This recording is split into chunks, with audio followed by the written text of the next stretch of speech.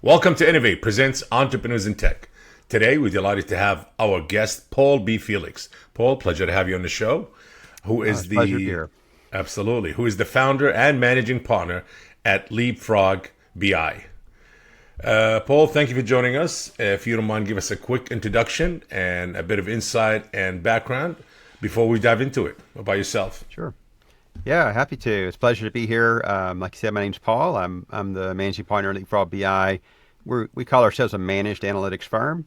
So we focus only on business intelligence, data warehousing, a lot of AI support nowadays as well. But I guess what makes us a little bit unique is we actually serve the mid market. So kind of we categorize that as the companies that are below 1,000 employees is generally where we stay. Very interesting. I mean, that's a big business right now. Data, AI support, that's really big business, right? It's the new business, I think. It really is. Yeah. Yeah, there's just so much going on there. It's almost hard to keep up, but it's exciting too. You know, there's so much opportunity in AI. I mean, I don't need to tell you and your audience. There's just so much opportunity there. We're learning new ways to employ it all the time. And you know, one of the main things that we try to do at LeapFrog BI is to empower those models, because a model is only going to be as good as the data you feed into it. It needs to understand that data. It needs to be structurally sound and basically represent your business. So that's kind of the role we play.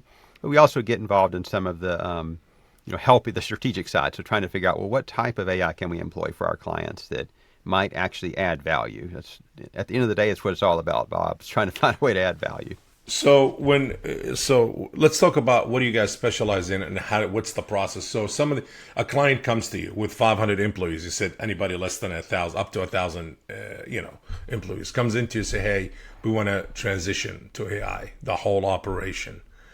And your company comes in, LeapFrog BI comes in and say, okay, here's the process and here's what we're going to do and here's what we need to eliminate or enhance or advance. So you pretty much change the whole structure. I honestly haven't had the opportunity or the pleasure to have that much of a green field yet today. You know, we often are working with our existing clients trying to kind of ease them into this. So that's an exciting thought experiment here, I'd say. But I don't think it differs too much. You know, at the end of the day, it always starts with the strategy. So if a client comes to us and says, look, we want to leverage AI to our advantage as much as possible, right? That's what they want to do. They feel like that's going to be their competitive advantage for the next foreseeable future. Then we would just break that down kind of commonsensically, where we'd say, okay, let's look at your business. What processes exist today that AI can actually assist in or possibly automate completely? How can we use those resources that you currently have doing other things to actually add value once they're offloaded from AI? And we just catalog those things and hopefully assign tangible value. If we're successful, what's the value of successfully implementing this change to utilize AI to offload this workload, let's just say, for example. And then once we have all of that in place, we would just prioritize and go after it. Of course, after we know what we're trying to do with AI, then we need to pick a model. We got to find a way to feed that model. That gets into a lot of other areas, but I think on the strategic side of things, that's the way we would approach it. A company is excited about this whole transition of AI and this whole new era that we are in it. I wouldn't say we are stepping into. No, we are in it already. We're in it. Yes. Yeah. So Messing a with it company. this morning. So yeah, it's all over. Its tentacles are coming after us whether we like it or not. So yes, it's here. Are people excited about it? Because I know companies might be, but the people excited about it? People are. I mean, that's what I feel, Bob. I mean, you probably got your feelers out there too. But just yesterday I was in a client meeting, and the lady that's kind of the head of this organization that we work for is just saying, look, they had actually basically just purchased a product that helps them implement AI, and the direction is we've got to find a win here. We got to really show that we can use this AI solution to add value for the company quickly, right? So it's kind of just shifted our focus from. No, I don't know if shifted our focus is the right way to put it, but we've got a lot of things we do every day, right? We've got all kinds of reports and data feeds and various types of web services and such going on all the time. but this is what the focus is. Now we want to do is try to move the ball a little bit further. Instead of just doing what we traditionally do to automate and clean and transform and optimize, now we're saying, well, what can we do with AI to do all that stuff for us and actually help us move even faster in the future? It's certainly here. What's the scary part about this? I know there's a lot of positivity and there's also a scary part about it. Sure. They say AI here to enhance, not to replace. But a lot of the big companies out there that really involve in AI, whether it's Google or Facebook or OpenAI, Sam Altman, and they just released ChatGPT 5, which supposedly a groundbreaker. But everybody's saying yes, there will be replacement. There will be major replacement years to come, and we're not talking about 20, 30 years from now. We're talking about years, 5 years. Sure. You start to see the shift. And how do you see the future in that? Gosh, I don't even know that I'm qualified to answer that, Bob. I mean, you're in it. I'm sure you see it and you think about it. And, I mean, even Sam Altman himself has said we have to be careful. Yes, we really have to be careful. The guy who has contributed so much to it, he said we have to be careful. But I don't know if you're able to do that. You have to be careful. We went so far. And some people say we haven't even scratched the surface yet. But we're going in that direction. Yeah, every organization is thinking about it. I guess I would say this. On one side of the equation, what I see is a lot of very immature implementations of AI. And frankly, a lot of the things that are happening wouldn't even require AI, more like just machine learning that's been around for long time, decades, right? Yes, correct. Yes, many. But yet now it's all AI, right? I mean, even if it's just regression, that's AI doing the regression, which is fine. I mean, whatever it takes to add value. But that's kind of one side of things. People are just so it's being used loosely a bit. Yes, I get it. Very loosely. Yes. On the other side of things, I think the LLMs are quite enticing, especially for the non-technical people to be able to actually get something done without having to know umpteen languages and, all this stuff that we have to do to do it the traditional way, I guess you could say. That's pretty exciting. And I think on the, I guess not really the long term, but in the near term horizon, as these models become more and more mature and they, truly do have intelligence. And I guess, this kind of gets philosophical, but when I think of intelligence, I'm thinking original thought, right? I think that's something that in my mind we're not at yet, but it's going to have to get there, right? Today, it's basically, let's feed all this information into the model. Great. The model has the intelligence, right? It has the knowledge and the ability to coalesce that and kind of derive some most likely verbiage that fits that information. But at least from what I'm seeing today, it doesn't have original thought. To me, that's two completely different things. I think we're getting there. Good point. Right? You know Very what I mean? good point. Yes. Good point. When it does get there, I think we will get there. That's paradigm shift again. We're already in paradigm shift, right? Correct. Yes. And it's a scary paradigm shift if you think about it. I'm sure all of us have to be gainfully employed. We want to keep our employees happy and healthy and busy, and our clients happy and profitable, right? And all this change is going on. So all I can say is we just try to embrace it, and every day just try to understand it. That's a big part of it today, and try to advise our clients in a way that doesn't give them or put them in an excessive risk situation, but gives them an appropriate amount of risk. Risk meaning this may or may not succeed. That's something I always tell clients. Look, there's no guarantee, right? This may be successful or it may not be successful, but this is an appropriate amount of risk to take given the opportunity that we're going after. So we just try to advise in that way and progress, So what are you saying? We're there, but we're not there yet. I don't think we're where we're going to be. And can you imagine, Bob, in 5 years where we're going to be? Unless things just all of a sudden take a stalemate, which I don't think they will. These models are going to improve. It's amazing what can happen today. I just want to make sure I'm clear about that. I'm not downplaying what can happen today. I can go tell a model to go basically write an application for me today, and it's going to do a very darn good job. Not to mention the snippets that we often need to get, code development in Yes. place and all that. Correct. It's just completely amazing. But to me, what would really be amazing if, if AI was like not Coming up with their artificial, own real ideas. intelligence, right? Like Yes. Yes. Yes. original thought, What like do they human call it? beings. I think what do they call it? AGI something?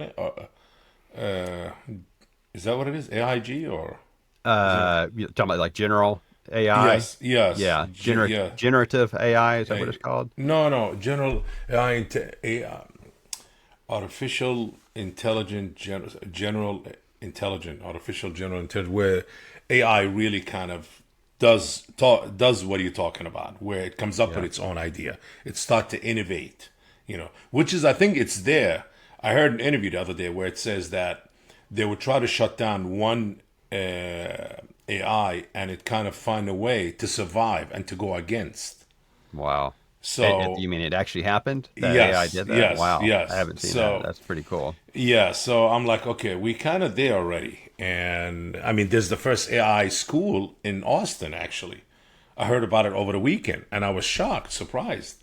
Wow. Yes, where kids go in and spend 2 hours, and the rest of the day, they spend time more on being innovative, being more doing things they like, active, physical things, sports, and just doing things for nature and life and all of that. But the 2 hours Yeah. pretty much focus. Everybody got their own computer in front of them and being taught one on one through AI. And they say kids could pretty much really run through the year way faster instead of staying from September or August till May.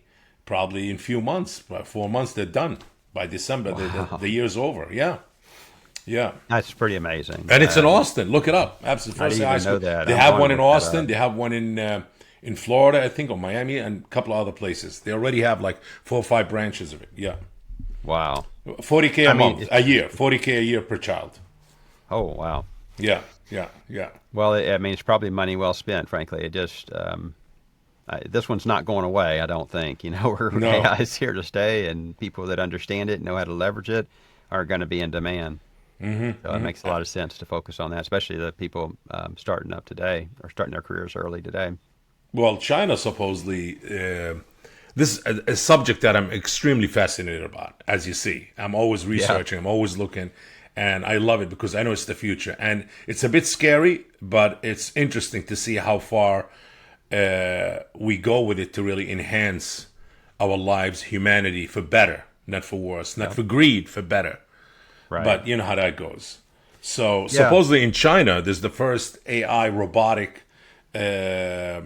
physical AI robotic hospital. Wow. Yeah, Like a yeah. robot is actually kind of performing the role of a Everything. physician. Yes, yes, yes, yes. That's Robotic, amazing. physical AI hospital. Yes. I mean, So a lot of our clients are in healthcare, and that's an area that, I guess you can kind of think about the AI role in some of the optimization of the current processes, like revenue cycle management is always a challenge with healthcare.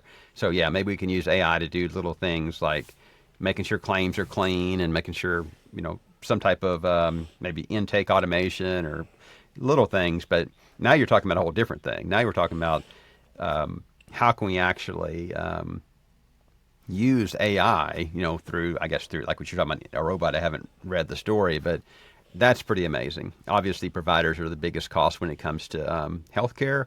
Anything we can do to offload their workload would probably be a positive thing. But of course, that's assuming that the focus is still on the patient outcome. yes. That's Well, the biggie. the healthcare industry, and I don't know if you have a lot of your clients out in healthcare. Yeah. It's really first the data. I spoke to quite a few of them, and one of the biggest downfall of the healthcare industry is data. It's not centralized. There's so much data Right. everywhere that it makes it hard for a physician, a hospital, a doctor, a clinic to really. And the future, they said, what a lot of companies are working on, to centralize everything at once, where physicians, clinics, hospitals have immediate access to everybody's file, at one place everything, what Yeah. medicine you took, when have you been treated, what what symptoms you had, what diseases you came across, all of that, you know. That would be so amazing. It's very, I don't know, it's heterogeneous right now. Like you've got these large systems like Epic that obviously are in most of the hospital systems or a lot of the hospital systems. And, great. If your patient has always been in that hospital system for all of their treatments for their whole life, Yeah. you might have access to most of that information if you're lucky.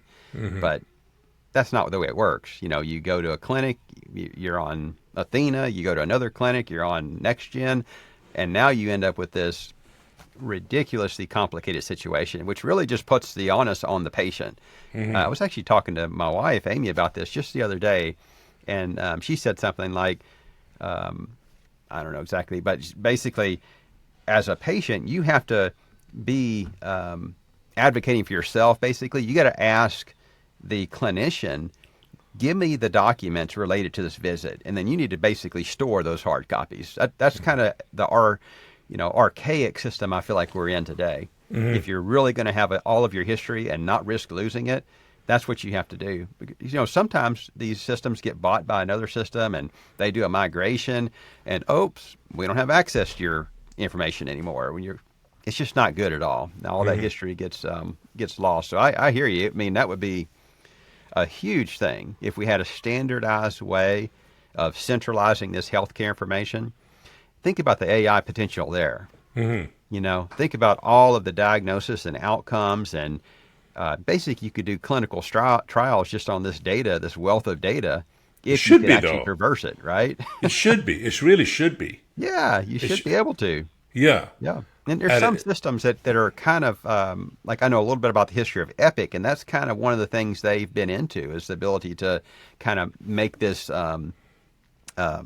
all-inclusive, all-accessible type system. But the reality is that's not the way that the commercial healthcare system works. It just isn't how it works. You've got many different systems out there, and they don't talk to one another. I mean, I shouldn't say they don't talk to you. Someone's going to holler at us for that, right? There's always electronic data exchange. There's ways of pushing data A to B and all this hub and spoke stuff and all that. I'm talking about what I think you're saying, which is the utopia where basically all of your information's there. You don't have to go hunt for it. You don't have to go ask for it. All of the scans you did, they're right there, and they're at the fingertips of the provider that needs to understand the environment and make a decision about your current diagnosis. That's Correct. a whole different level of integration. And much faster. It saved patients, saved lives, helped treatment much better, knowing what medicines you took and what treatment you had, what year and all of that. Yes, it makes the whole process. But yes, I understand, the powers to be, if it's not broken, why fix it? Because we're making money this way. But obviously technology is going so fast, especially with AI and data centers being built all over the place. It's like the new playgrounds are data centers. It certainly is. Yes.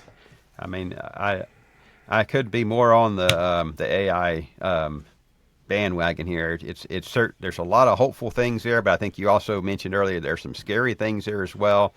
Not only from the risks or the threat it gives us as just our basic employment being replaced, but just you mentioned controlling AI. I mean, at some point you have to consider that you do have to have some mechanism to control this thing.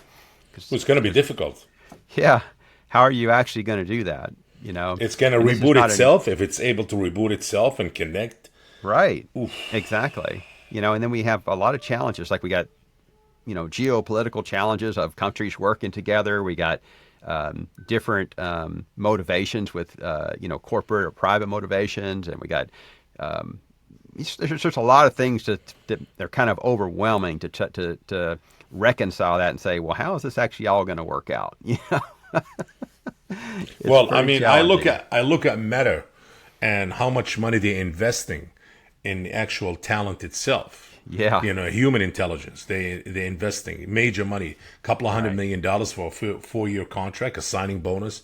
I never heard of these salaries That's ever. amazing. It's I amazing. mean, this is, so obviously there is something going on, and obviously he knows something we don't know. But exactly. Yes, it's going that way. And sadly, it might be in control of only a handful of companies that are going to control everything. It looks that way today for sure. I mean, you got well, I don't know about Nvidia. I mean, there's other competitors nowadays, but you got the hardware makers and you got the software Correct. model developers, I guess you can call them.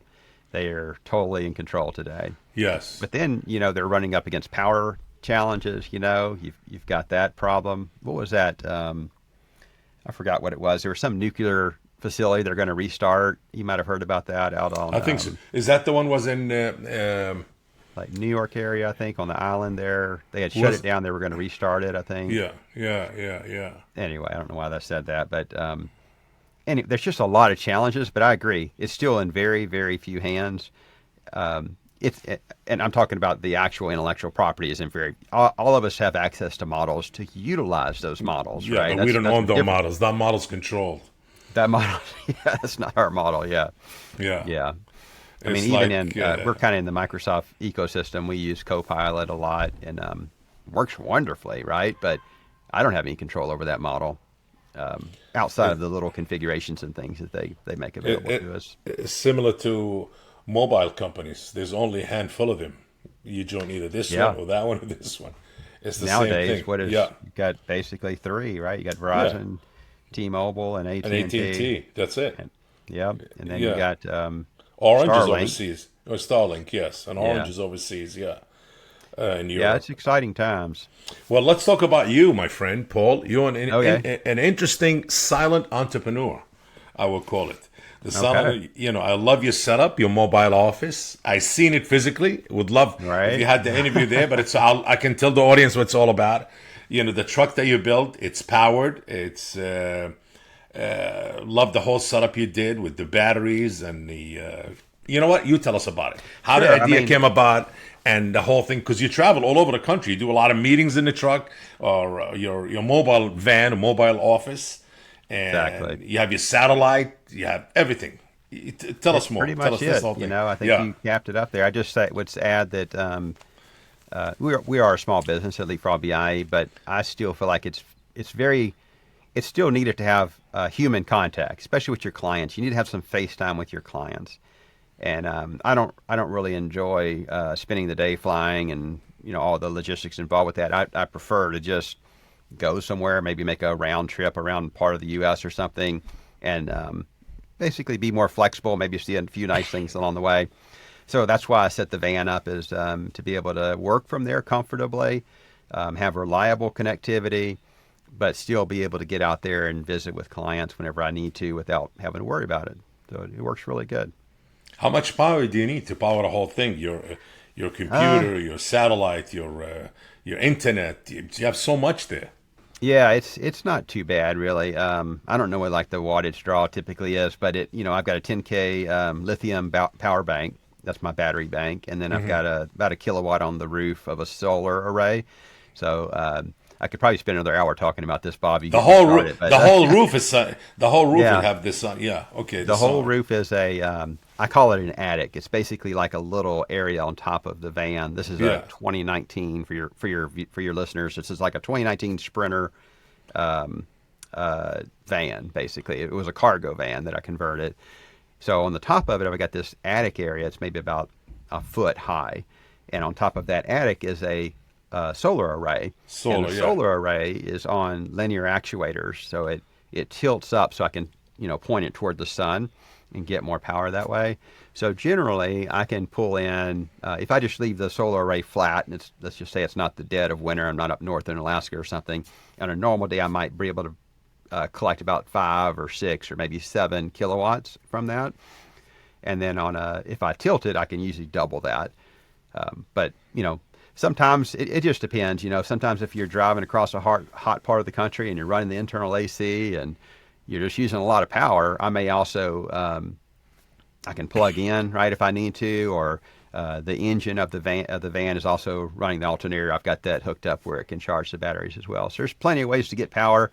The bigger problem is really the air conditioning when I'm in the 110 degree southern Arizona area. That's what's hard because it is a black van and it's all sides of a van are exposed to the exterior. Right, that's one of the challenges with keeping that thing cool. Although it's insulated really well, it's still very challenging. I'm surprised you didn't make that van run on solar instead of gasoline. I mean, that would be cool, wouldn't it? If I could get a Yeah, like because a you got the I don't solar know. panels on the roof, and you got Right. batteries too. You got everything. You got batteries. You got Totally. solar. I mean, Yeah.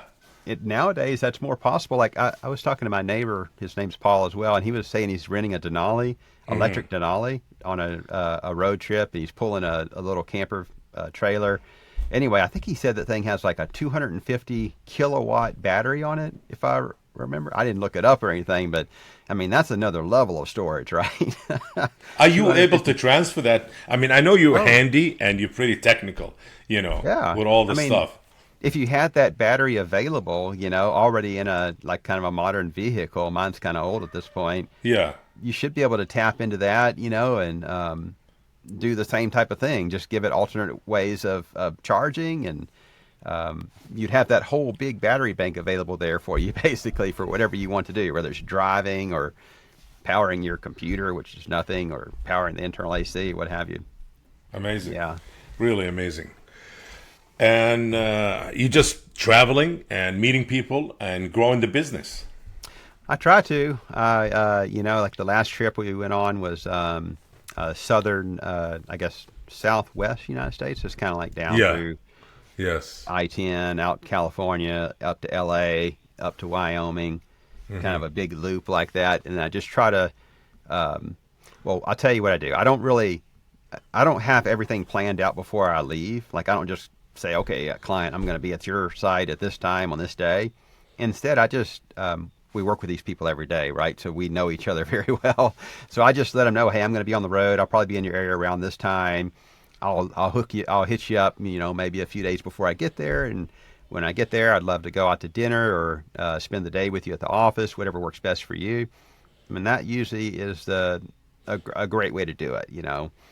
If a client can't do it on one particular day, I might, whatever, I'll go to another city and I'll come back to that city. It's just so easy, I think, whenever you're not flying, right? I don't have to worry about, is this ticket refundable? Where am I going to stay in a hotel? Correct. And it's Correct. not Correct. terrible or Yeah. anything, I know, but it's just, to me, it's just easier that way to You be know, flexible. with this booming business right now with data centers, would I would say LeapFrog BI have their own mobile data center, a mini mobile data center. You're in that business. You're halfway Oh my there. goodness. You have the setup. You get your energy from the sun and all of that. I don't know. It might get really hot in there if I put some servers running. If I get Have you like thought it? a I mean, rack it's and put pretty some interesting. Just get lights. an extension or just a bigger truck, and you'll be Yeah, the first mobile data right. data center. Yeah. Maybe I'll get a trailer, Bob. I'll get a trailer. That way, if it melts down, I could just disconnect and let it go. I Right. heard that it would take so much to cool off these. You would need Oh yeah. like a whole section. I heard there's a whole floor for Yeah. what they're building for Meta, just to cool off the all the servers and everything. Oh yeah. I Yeah. mean, it was kind of that way before even these high-powered video Yes. graphic cards, or I Correct. guess AI Correct. cards nowadays, Yeah. or but I think they've taken it to another level. The energy required to dissipate all that heat is just unreal. Well, I They can should put see all it. the data centers in a place where it never gets hot, and just use thermal cooling or something. They should That's build it my in solution to that Alaska. one. Yeah, put them in Alaska, Greenland, somewhere we got Yes. a good trunk to get there and back, so we don't have a lot of latency. Yes. Yeah, don't put it in South Texas where we are. It's going to melt before you even get done turning the air conditioner on. Absolutely. Absolutely. Yeah. Paul, really interesting. Very insightful. What's next for LeapFrog BI? What's the future hold, and what are you working on? I think it's a lot of what we're talking about. We still believe very firmly that data has a very important role to play. And that includes AI, like we're talking about, making sure AI has the data it needs to actually achieve a goal. But also the nuts and bolts are still pretty important. You still need to know how your business is performing. You know, The reality is a lot of organizations are still on multiple business applications that need to be integrated. We need to have ways of having that insight. And while AI might be able to get there in the near future, today you're not just going to say, okay, I'm going to plug this model into these four systems and have it figure it all out. It just isn't going to happen. So we're still playing that role, and we're just watching closely as things change, like we always do. I'd say as an aside, this is not the first time things have been interesting, Bob. For a while we had the big data, the Hadoop, that was all going to just completely change everything, which it did make a big change. Things are always progressing, and we just try to be open-minded about where those opportunities are and take measured risk, and try to advise clients in a way that gets them to their goals as quickly as possible. That's really the role we play. Interesting. There is you see there's a big flux of young entrepreneurs now. They're riding the wave of AI agents, and obviously using whether they're using ChatGPT, OpenAI, they're using Gemini, or other sources that's open source. Well, not really. You still have to probably pay for it if you want to use it on a pro level. Is the AI agent right now is playing a big part of a lot of the smaller companies or helping maybe bigger companies. I don't know how that works when you have a larger corporation or a larger infrastructure. Yeah, I mean, I certainly see the Asian approach to it as well. I hate to just say I don't know where it's going. I see a lot of kind of trivial things being Yes. taken care of with agents, Yeah. which is nice, right? Great. Little problem solved is a problem solved, but to me, it doesn't seem as earth-shattering as I would love to see it be at some point. I don't know if the Asian approach is going to be the final architecture that I guess we can call it, that we go after here, or if it's going to be more abstract than that. To me, once the models are at that point where they actually have original thought, basically you have a model that would be able to orchestrate how a business functions, right? Like if you can give a model all the inputs to a business, here's all your people, here's what the demand looks like, here's what your results of your actions are based on your business application feedback. Okay, what should we do today, model? Where's our strategic advantage? What type of a go forward plan should we have this year and over the next 5 years and beyond? That's pretty interesting to me. Because now you're kind of going to the next level. Like I often will have said in sales pitches that I do to just kind of give a history of where we've come from and where we are. And I'll say, in the 80s we were on paper. When you go to the doctor, they're going to write it on a clipboard. Correct. In the 90s, we kind of went to it's being digitized, right? Now we got electric healthcare records. Probably still moving that direction, frankly, in the early 2000s for a lot of places. But that then moved us into a situation where we've got all this data in an accessible format, which enables data-driven decision making. And by data-driven, I mean you still got a human that's trying to figure out what to do, and they're using data to try to understand, what the best possible decision might be. Yeah.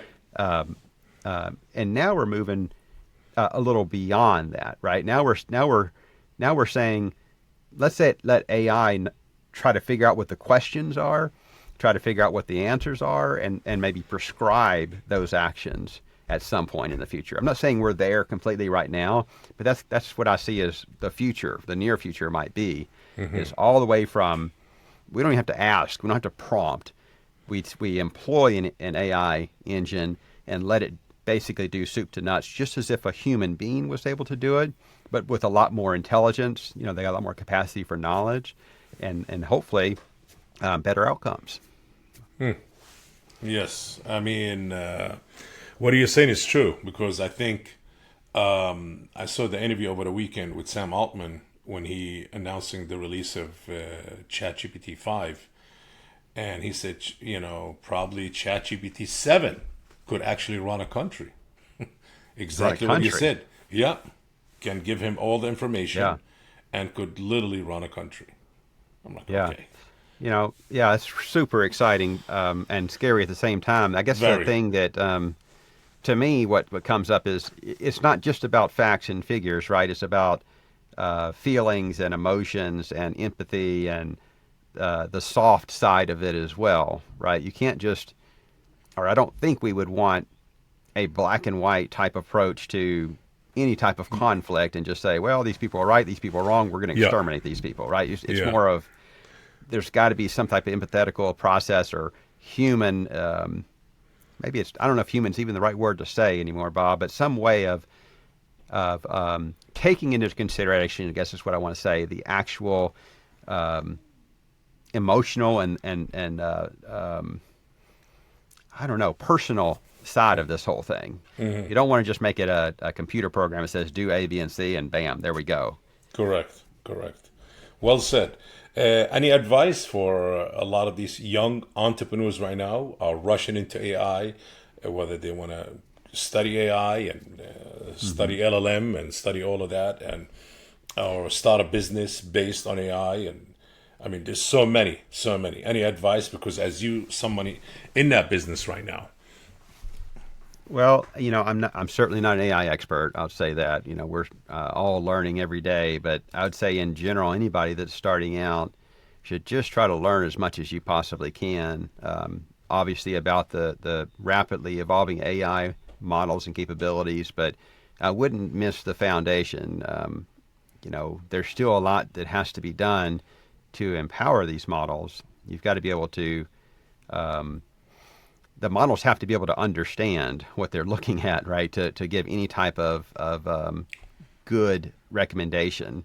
You can't just point it at some big, ER database that has no like tagging of elements or any type of understanding of what this field that's called N45329, right? It doesn't know what that is. So you have to have some way of getting raw information into these models, if that's the focus that you're on, that so that the model can actually understand it. So I guess what I'm saying is, definitely, continue to pursue artificial intelligence if that's where you're interested and you're motivated. Go after it, but also be sure to, don't skip the kind of foundational skills that you need as well. Yes, the foundation of skills. Absolutely. So continue to learn.